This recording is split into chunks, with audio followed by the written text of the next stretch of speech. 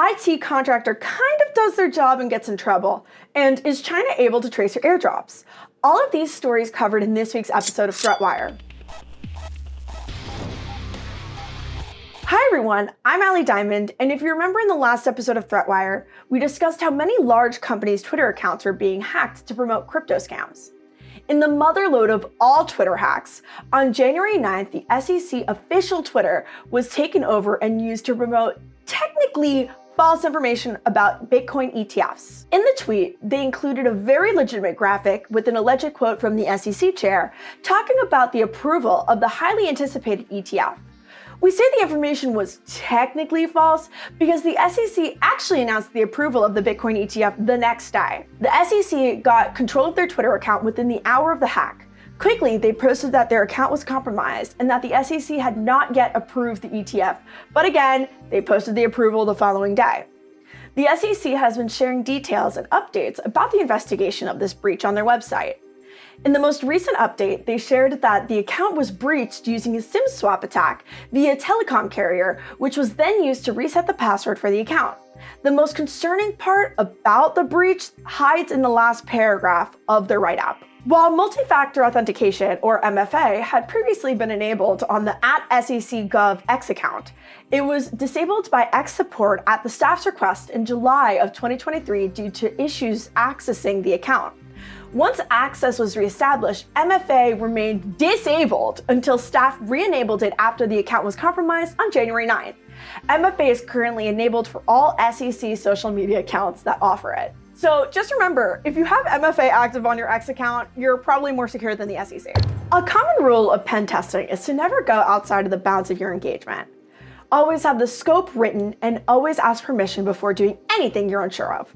And maybe don't do what this guy did. An IT contractor was tasked with figuring out excess log writing to a third-party vendor, and in the exploration discovered that said third-party vendor was writing their passwords in their program in plain text, and that a SQL database that was used to record over 700,000 customers' data was easily accessible. Where did the engagement go wrong, though, you're probably asking? Well, let me tell you. The IT professionals decided to work with a tech blogger to disclose the vulnerability. But instead of a bug bounty payout, the company did the company thing to do, which is deny, quietly resolve, and feign ignorance. So what does the news writer do? Write about the news.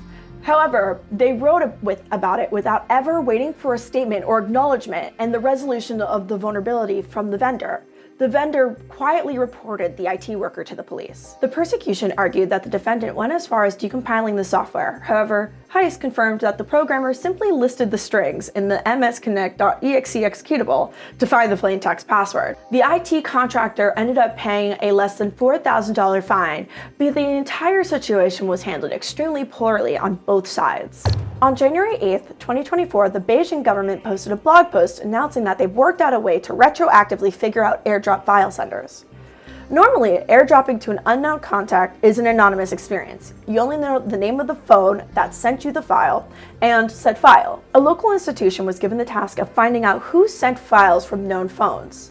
Through the analysis of device logs, the institution found that a hash of an airdrop sender's device name, email address, phone number, and other values were recorded during airdrop. Using a rainbow table of general phone numbers and emails, they were able to convert the encrypted data into plain text and pull information. This seems a little concerning now, a little concerning later.